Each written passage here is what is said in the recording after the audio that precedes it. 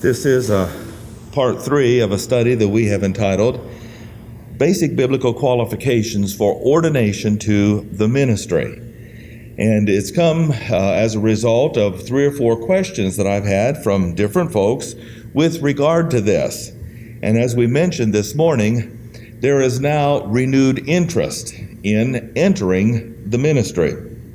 In fact, I would guess in some circles it's becoming the popular thing to do.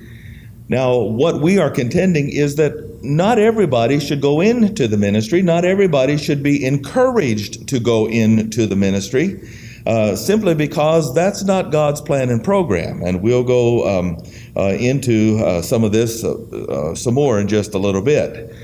But one of the reasons that not just anyone can enter the ministry is because if they enter and they are teaching or propagating false doctrine, they actually become a minister of Satan. That's what that is. That's who they are.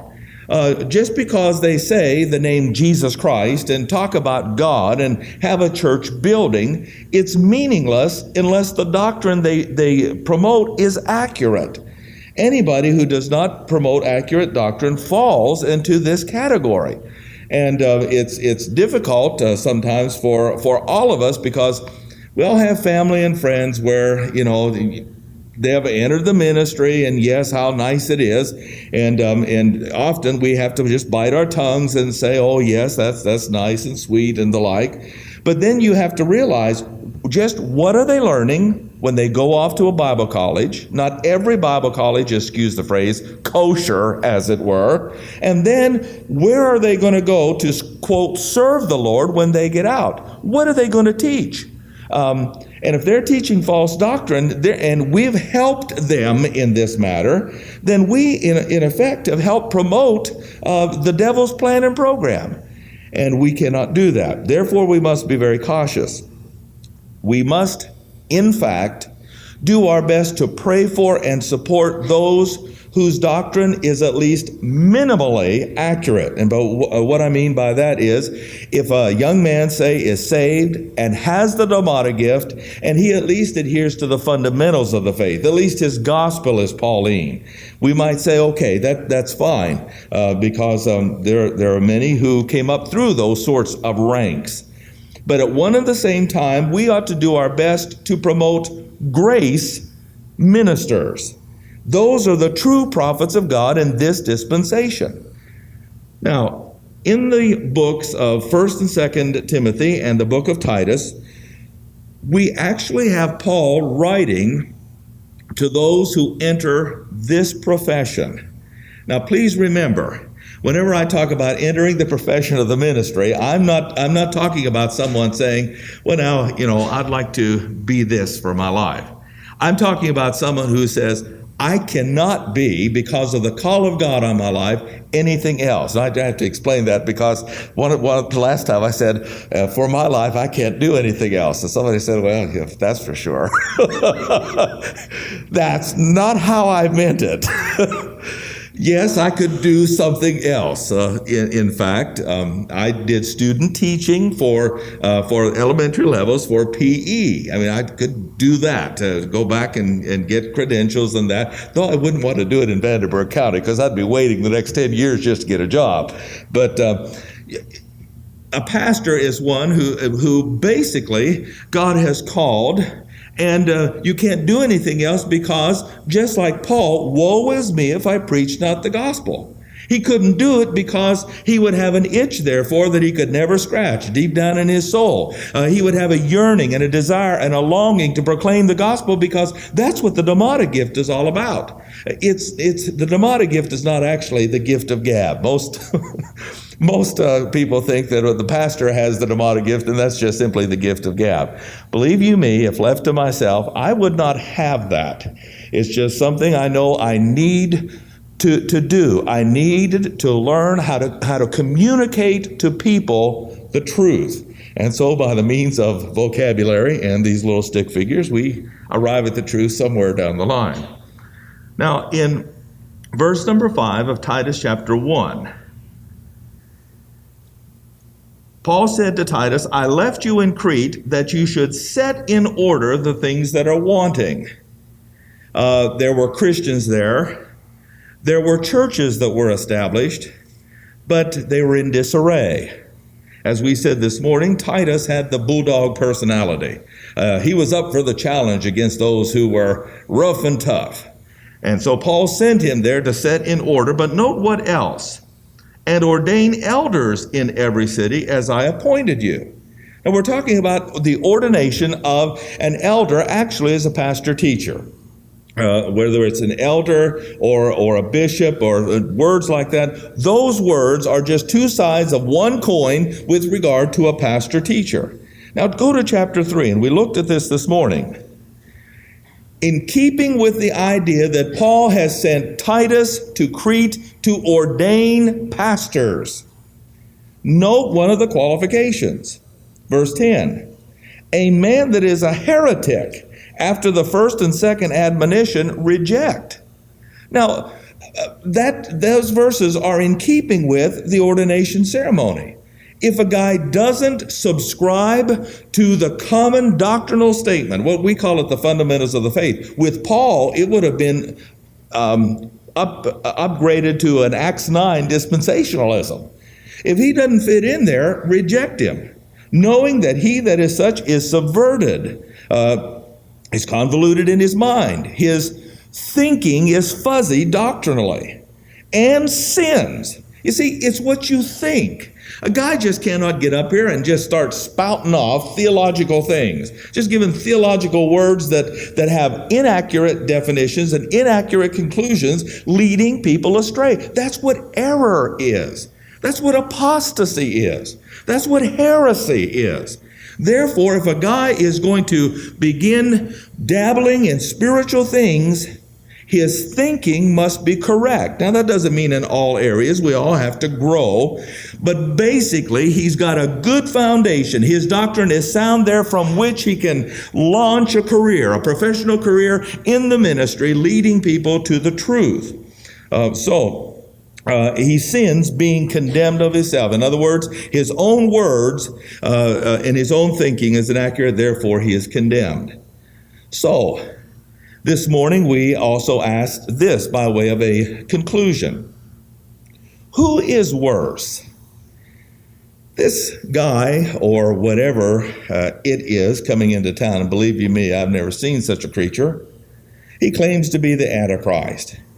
Now, there is not a person, and you can't tell me that there is a teenager alive who takes this guy seriously. Come on. It's just the latest fad, just something to do. He is just like Howard Stern in as a shock jock, I'm the Antichrist and the like. And now, should Christians go to it? No. Should Christians support it? No. Is it wrong? Yes. But it's the other side of the old sin nature. But as we said, this guy's career is not going to last very long. However, on the other side of the spectrum, if you want to know what real evil is, it is the best of life apart from God, or having a religion with inaccurate doctrine. Now, if we're going to start protesting one and shutting one down, let's be consistent. We'll meet you at the Marilyn Manson concert on Friday night or Saturday night. We'll hold hands and pray that he goes away. And on Sunday morning, we'll take every church here in town that teaches false doctrine. We'll surround the church and we'll pray that their pastors get out of town, their congregations close down, because that would be more consistent. Because that is where evil is. It is the deception thinking that they're going to heaven through the doctrine these men proclaim, when in all actuality, they are not. They are teaching a wrong gospel message and so forth. So, we contend that the true problem with America is not in the politicians, is not in the rock group, though there are problems there that need to be addressed. The true problem in America is with pastors and churches who do not teach the truth. There's the problem. There is the evil. And that's why America is going downhill, because of churches like churches right here in Evansville who do not teach the truth. Okay. Let's go, therefore, to the book of Matthew, chapter 24.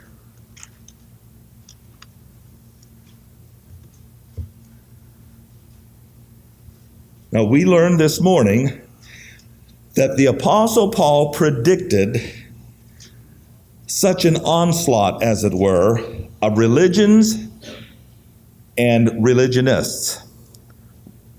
If you're going to have these religions cropping up, then you're going to have leaders.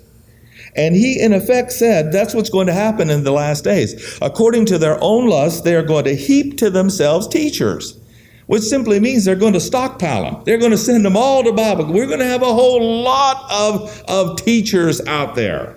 But they're teachers that were placed into the ministry according to the lusts, that is, the consensus doctrines of men. And therefore, the main job of these teachers is to stroke the emotions of the people who sent them into the ministry. That's where we are today in Christianity. Heap to themselves teachers according to their own lust, because they have itching ears. They don't want one guy to develop doctrine as God has in Ephesians 4 and develop doctrine and grow together, one shepherd growing together. They want to have a lot in the wings, so that one guy doesn't entertain them, the other guy will, and they can go through their stockpile. Now, Jesus Christ as well said this was going to happen. Verse 3, Matthew 24. He sat on the Mount of Olives with the disciples, and they said, "Tell us when these things shall be, and what shall be the sign of thy coming and the end of the world? Take heed that no man deceive you. For many shall come in my name," says verse 5, "saying, I am Christ, and shall deceive many." Note verse 11, "And many false prophets shall rise, and shall deceive many." Turn to Revelation chapter 17.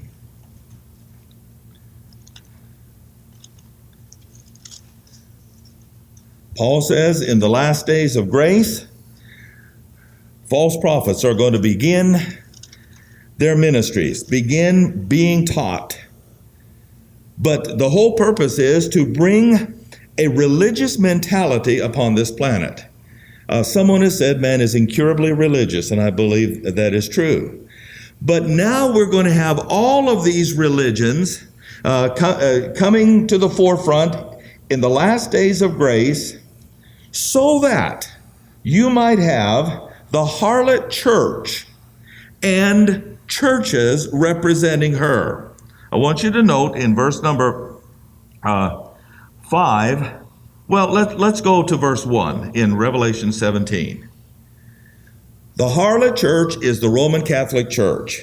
We are seeing the ecumenical movement. It was Vatican II gave this statement that we are now going to be an ecumenical organization. We're going to accept all under the umbrella of the Roman Catholic Church. And that's why it's the Pope that has the Native American Indian witch doctors and that sort of thing, the Dalai Lama and all of these other gurus meeting together. I think he had 100 of them or something.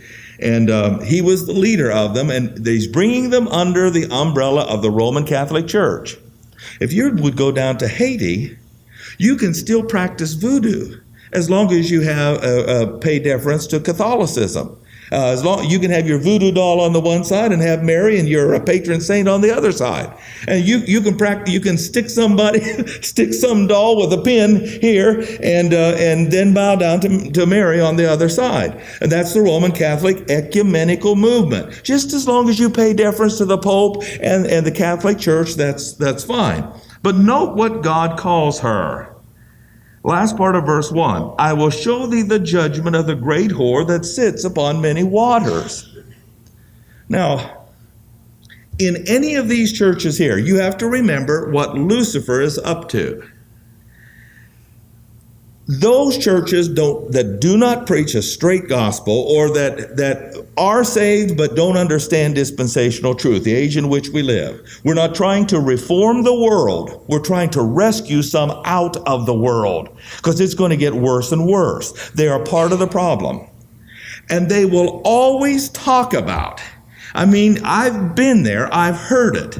I thought that for the longest time, as long as I didn't smoke and drink and chew, as long as I didn't carouse and go to movies, that was near to hell if you went to go see a movie and the like. And of course, even things like mixed bathing. Listen, you come out of the Bible Belt and you cannot, believe you me, you can't mix bathe. We go down to the Bill Rice Ranch, you'll see, because we don't want anybody to lust and the like. Okay, well, so there are sometimes you go to some beaches, and yes, that would happen. But you know something? If an unbeliever wants to wear a bikini, that's between them and God, and not between us and them. That's their problem. It's wrong if they're either causing lust or lusting, but we live in a free country where people are free to do what they want to do. But to these legalistic people whose works are to bring in the kingdom apart from the king, that is a travesty. Oh, that's a harlot. Oh, you wear lipstick and eyeshadow. My goodness, you're a streetwalker. And that's the mentality of these people. And that was the sum total of their spirituality. As long as you didn't do those things, the nation was going to be saved and you would be righteous. But when Jesus Christ came on this planet, he spoke to some women who were harlots, Mary Magdalene and some others, and he did say to them, go and sin no more. But you know who he rode the most? Legalists, religionists, who would not believe in him, who corrupted God's word and tried to bring in their own kingdom. That's why Jesus Christ was crucified. Why do you think the high priest instigated the whole thing? He wanted to sit on the throne. He wanted the popularity of the people. So what do you have to do? You have to get rid of the guy who's doing all the miracles. And that's what's happening today. They want to be the ones to bring in the kingdom. And so therefore it's, we've just got to pray to get rid of this scourge, say on the United States of America. We've got to make America a Christian nation. All right? And I want to tell you that the Bible turns right around and calls those people harlots.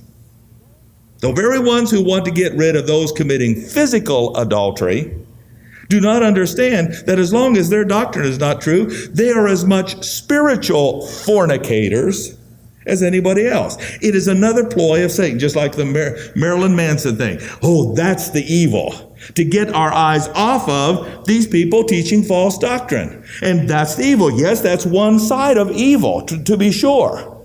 But if you get rid of that side of evil, and there's no more of any of this on our planet, is our planet still righteous? It is not. Who is causing the problem? Religionists who don't teach the truth. Now, that's why the Roman Catholic Church is the great whore that sits upon many waters. Now, we would want to clean up areas of our city that had panderers, they're known as pimps, and prostitutes. But do you know something? Do you know what a pastor is who caters to the lust of the flesh of people, just like 2 Timothy chapter 4, after their own lust, they heap to the... What is he? He's a panderer. That's why he is called a pimp, as it were. Call him what you will, but street language is the same difference. The only thing is, he's not on the street, he's in a church, and they're unrespectable, and he is upright and respectable because he's cleaning up his community. When all along he is corrupting their thinking, and he is as much of a pimp and a panderer as the guy on the street. And he is leading people to in one sense of the word, to spiritual harlots, just as much as the one on the street is leading them to physical harlots. Now, I don't know of any place that is being taught, but I'm telling you, it's the truth. Well, Pastor, can you show us? Yes, look. Verse 2. with whom the kings of the earth have committed fornication. The inhabitants of the earth have been made drunk with the wine of her fornication. They fornicated with people in the church. Oh, it wasn't physical. Oh, no, they didn't touch one another. But they were as much fornicators. Why? Because their doctrine is wrong. Their doctrine is wrong. No, that's why verse 5 says, and upon her forehead was a name written, Mystery Babylon the Great, the mother of harlots and abomination of the earth. Who are the harlots, plural, with the mother of harlots? To use the phrase of Saddam Hussein, the mother of all battles. Well, we've got the mother of all harlots here. And you'll note, she's dressed up. She's all pretty sitting in the back of the beast. But God says she's a harlot. Why? And the churches who are under her auspices are harlots. It's simply because they don't realize that there is such a thing as spiritual fornication. We learned this morning that there's such a thing as physical murder and spiritual murder. There is such a thing as physical adultery and spiritual adultery. There is such a thing as physical pandering. There is such a thing as spiritual pandering. So, if we're going to clean up America, we need to clean it up across the board. So, we'll not only start with the streets, we'll start with the churches who teach false doctrine. Then and only then will this nation ever be right. As long as they're in the pulpits, they can clean up the streets. But as long as they're teaching what they're doing, America is still an unrighteous and unclean and an ungodly nation. They're the problem. So you don't ever encourage somebody who teaches false doctrine to go into the ministry. They're the cause of our demise. It's only those who tell the truth that help. It's too bad I don't speak with more passion on this subject. Okay, Isaiah.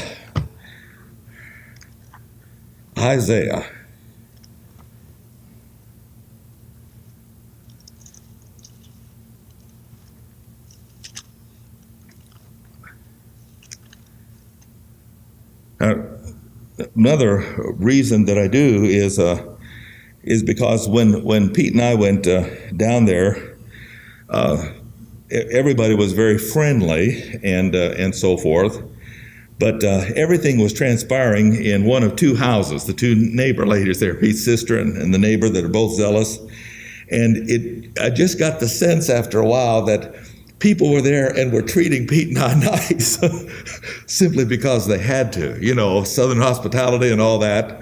But if they had their druthers, they'd rather be doing something else than sitting there having two guys say, well, now your theology is wrong. You need to be a mid-acts dispensationalist. And it wasn't that I got dagger stares or anything, but my back started hurting after a while. Isaiah chapter 9.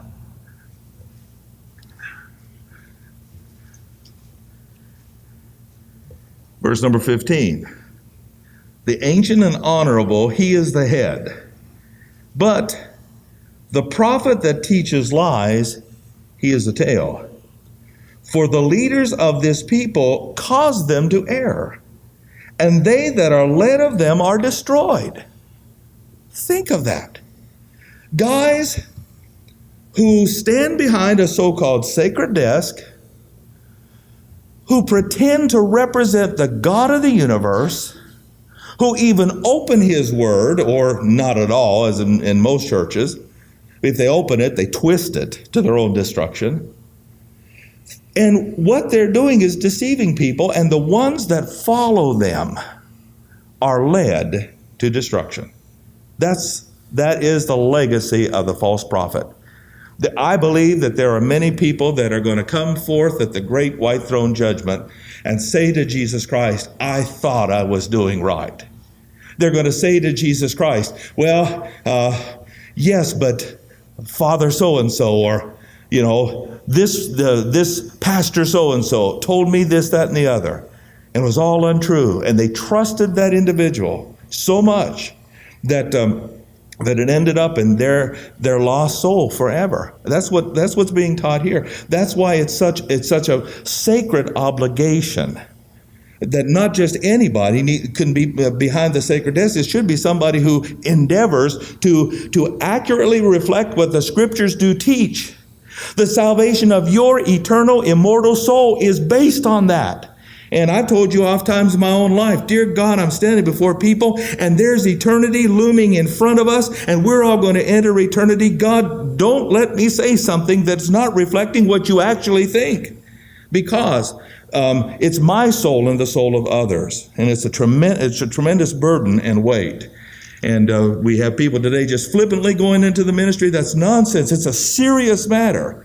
It's not just like entering a job and getting hired and fired. It's representing the God of the universe.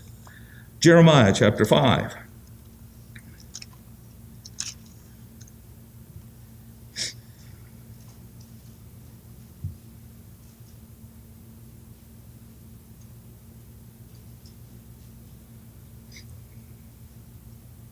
Verse number 29. Shall not I visit for these things, saith the Lord? Shall not my soul be avenged on such a nation? This is Jeremiah 5:29. A wonderful, that is an amazing thing. And horrible thing is committed in this land. The prophets prophesy falsely, and the priests bear rule by their means, not by mine, in other words. And my people love to have it so. Now, can you imagine that? Here is where they're, according to their own lusts, they heap to themselves teachers having itching ears. Yeah, don't tell us what God says. Make us feel good in church. Tell us what we want to hear. Tell us about health and wealth and all of those things, and twist the scriptures and, tell us a little bedtime story, lullaby us to sleep spiritually. We just love it. And yet, they're teaching incorrectly. And what will you do in the end thereof? In other words, there's going to come a conclusion. Death always comes, and there's always an accountability, a day of reckoning. What are you going to do in the end thereof? Chapter 14 of Jeremiah.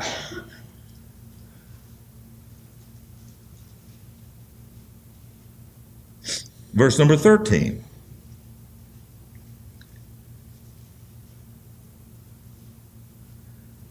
Then said I, Lord God, behold, the prophets say unto them, Ye shall not see the sword, neither shall ye have famine, but I will give you assured peace in this place. Now, peace at any price, at any cost, and what have you. That's being preached today, by the way. The liberal pastors want peace at any price. There are men right here who would, and the saying was, and I've heard them say it years ago, would be better to be communistic than to have America die. And it was better red than dead. I've heard theologians in this town say that. And here I am. We're talking about a dyed-in-the-wool American, free enterprise, free country, and so forth. And I want to take up arms. But I can't. Pastor's not to be a striker. And he's got a right to say what he wants to, and I have a right to say what I want to. What do you mean it's better red than dead? To come in and have a communistic country threaten you? You have to have their state-run churches? Nonsense. It's free. Then the Lord said unto me, verse 14, the prophets prophesy lies in my name. I sent them not, neither have I commanded them, neither spake unto them.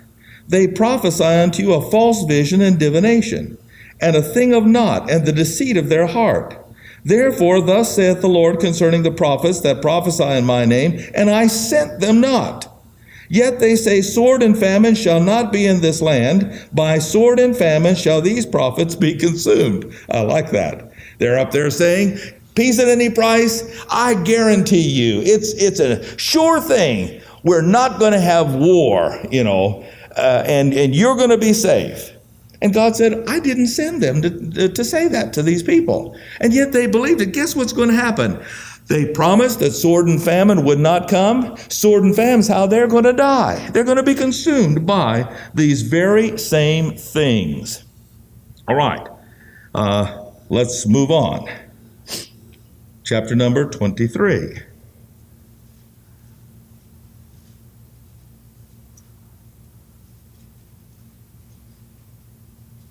verse number 9.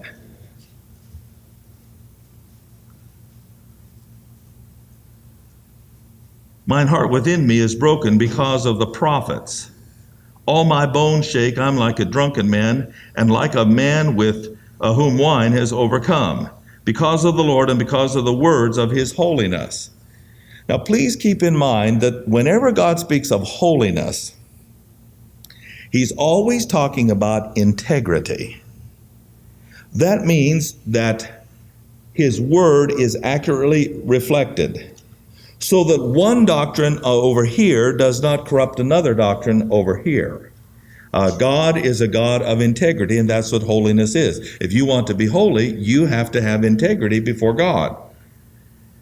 For the land is full of adulterers. These are spiritual adulterers. For because of swearing, the land mourneth. Now, this is one of those verses you have to understand that he's not talking about guys on the street, chewing snuff and being tough and the like, wearing leather and saying GD this and all the other so-called swear words. That's not what he's talking about. He's talking about prophets who are saying, I swear it's the truth. Because they're saying, honest to God, I solemnly swear to tell the whole truth. Because of swearing, that is, prophets who say it's true, but it's not, the land is in mourning. The pleasant places of the wilderness are dried up, and their course is evil, and their force is not right. For both prophet and priest are profane. Yea, in my house have I found their wickedness, saith the Lord. What is their wickedness? False doctrine. Saying they are representatives, true God-called representatives, and they are not. That was the corruption.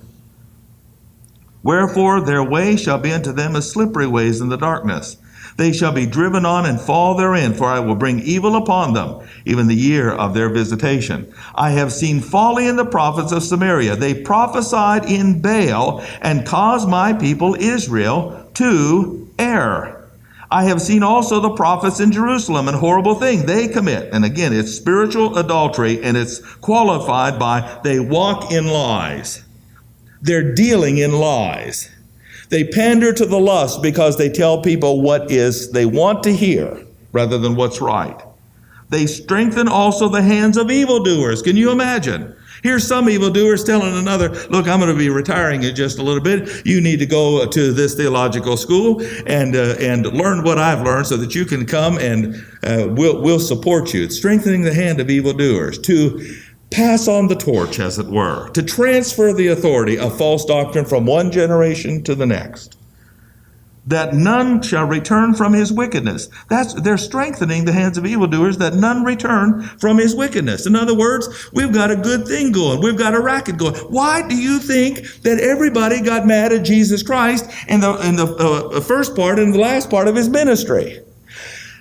All of the money changer tables there, they were making a mint.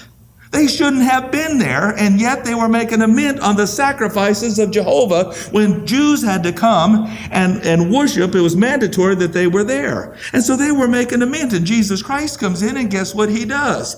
He overturns the tables.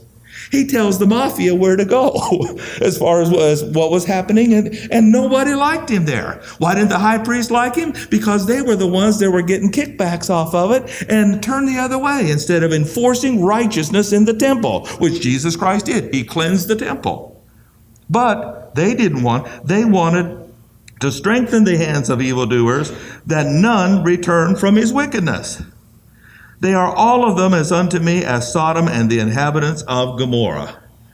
See the connection here? We have physical fornicators over here.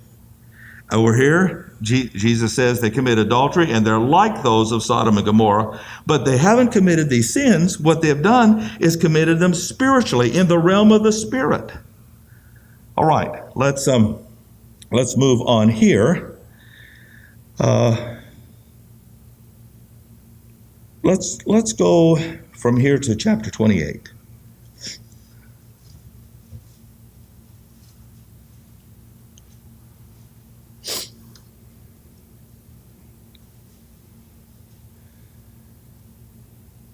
Now, in all of these things, what we've stayed with these first two slides, simply because I just wanted to drive home the point that the Word of God has a vivid contrast between the true ministers of God and the ministers of Satan, between those who preach truth and those who preach falsehood, and the consequences of those preaching falsehood. All right? And that just as Israel had a rise of false prophets for the purpose of making a prophet and leading the people astray, during this time, the Gentiles are going to heap to themselves teachers having itching ears according to their own lust. It is doctrine and building a church by community consensus rather than the truth of the Word of God. It is grassroots up rather than top down theology. All right? Chapter 28, verse 15. Then said the prophet Jeremiah unto Hananiah the prophet. Here we go. Two prophets. I guess you could say this should be profitable. Hear now, Hananiah, the Lord has not sent you. Ain't that interesting? You see, that's what I guess I'm attempting to do. It's just simply to say, not that I want to spend my life having to fight all these churches and all of these men that I consider wrong. But yet that's part of it. He came right to Hananiah and said, I'm Jeremiah the prophet, you're Hananiah the prophet, and guess what? I'm the true prophet and you're the false prophet. God didn't send you. What in the world are you doing in the ministry? God didn't send you. He didn't give you a vision and a message and a calling. The Lord has not sent you. But you make this people to trust a lie.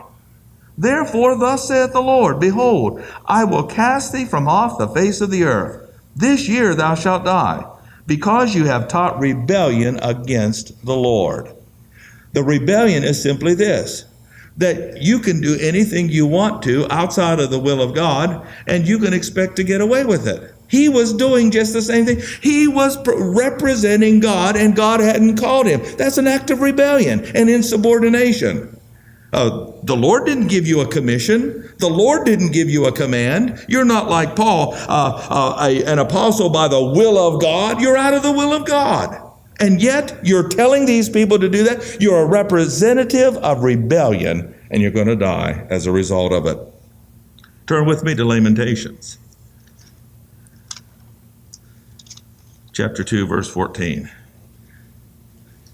Now, it's fitting that the book of Lamentations was written by Jeremiah because he was always crying. He's called the weeping prophet, and Lamentations means to cry and to boo-hoo. And he had real reason to do so because of the corruption in Israel, which led to the 70-year Babylonian captivity.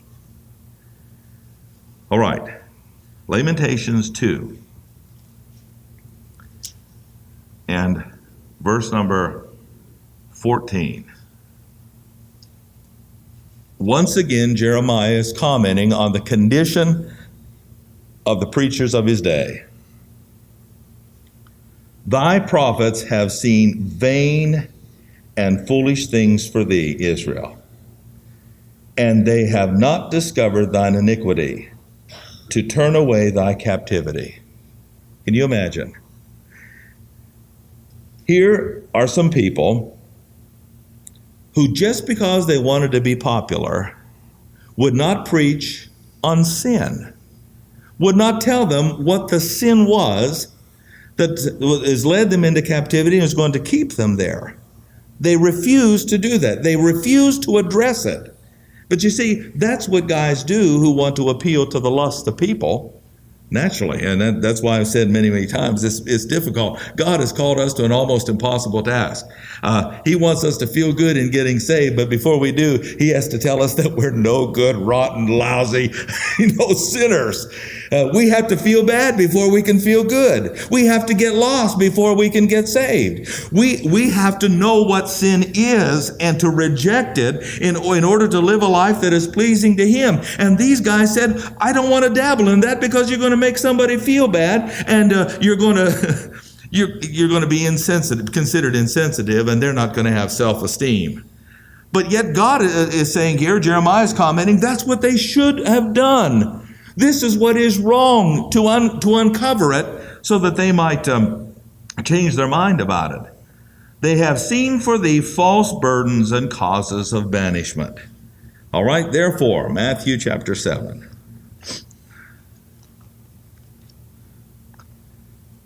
Couple more verses here. Our time is almost up. Matthew chapter 7. Verse number 15. So we're entering an age where there is going to be a rise of religion and religionists. These religions, we contend, for the most part. Now, some teach a basic Pauline gospel and the fundamentals of the faith. To that we applaud. Great, that's fine. To those folks, we can have a measure of fellowship. However, many are defecting from any semblance of Pauline truth or his doctrinal statement. They are simply religionists that we believe the Bible labels them false prophets. Jesus said they would arise, they'll be on the scene before and during the tribulation period. That's why he says in verse 15, beware of false prophets. You see, as grace people, we need, our main job is to make all men see the dispensation of the mystery, to help them get out of those churches. Not to send people back to build churches that don't teach the truth. We should get them out, come out from among them and be separate. What communion has light with darkness? None. And that should be our goal, not only to get people saved, but to get them out of churches that teach untruth. They come to you in sheep's clothing, but inwardly they are ravening wolves. Ye shall know them by their fruits. And by the way, here is a Christ sanction. As the Apostle Paul said, Satan's ministers present himself as angels of light. They're clothed in light, or what seems to be light. Their motives are pure. They're so sincere. You'd never know the difference. They're out after your spiritual, eternal welfare. Yeah. Christ says the very same thing. The false prophets hide. They pretend to be sheep, but inwardly they are a wolf. They want to get into the flock so they can subvert the whole works. Ye shall know them by their fruits. Do men gather grapes of thorns or figs of thistles? Even so, every good tree brings forth good fruit. The good fruit here is doctrinal accuracy. That's the good fruit here. But a corrupt tree brings forth evil fruit. You know them by their fruits. A good tree cannot bring forth evil fruit, neither can a corrupt tree bring forth good fruit. Every tree that bringeth not forth good fruit is hewn down, cast into the fire. Wherefore, by their fruits ye shall know them.